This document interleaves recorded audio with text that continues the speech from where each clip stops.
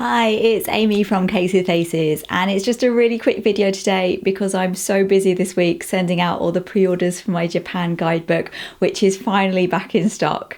It's taken longer than usual to be printed this time, so thank you to everyone who's been waiting for one, and if you order one now, it will be sent out straight away. So, should you be worried about the exchange rate for Japanese yen going down?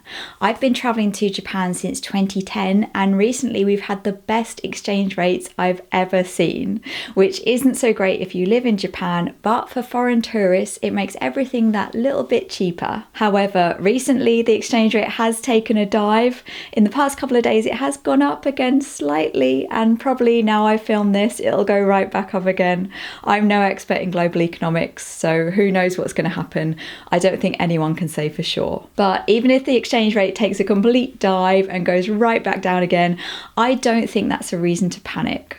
I've been there for the best and worst rates over the last 10 years. The worst was 127 yen to the pound and the best was 195 yen to the pound until recently when it was even better than that. So that gives you an idea of the sort of range you're looking at, and even today the rate is still really good. Regardless of the exchange rate, my main point is that things in Japan are cheaper anyway. I can't say for all countries, but definitely compared to the UK, the USA and places like France and Germany, most things are cheaper in Japan, especially things like food and things you'll be spending your money on as a foreign tourist. For example, we spent 2,780 yen on a conveyor belt sushi meal at Kura Sushi for 2 people. Today, that is £14.88 or $18.93. Even if the exchange rate went all the way down to the worst rate in the last 10 years, it would cost you £21.88 or $27, which is still much less than the same meal would cost in the UK.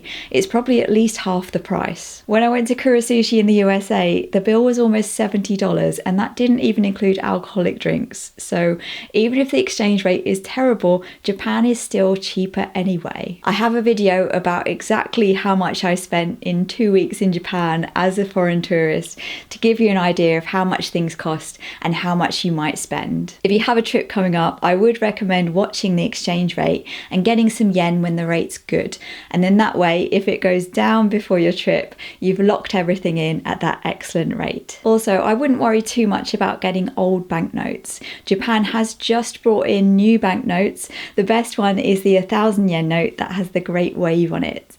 They redesign them about once every 20 years. In the past, old banknotes have remained valid. They just gradually take them out of circulation, and there's been no news that it'll be any different this time. But if I do hear anything, it'll be in my Japan news video. In theory, if you had a really old banknote from Japan, you could still spend it. So that's it for this time. I've got to get back to packing orders, but I'll be back with a full-length video as usual next week on Thursday. Bye bye.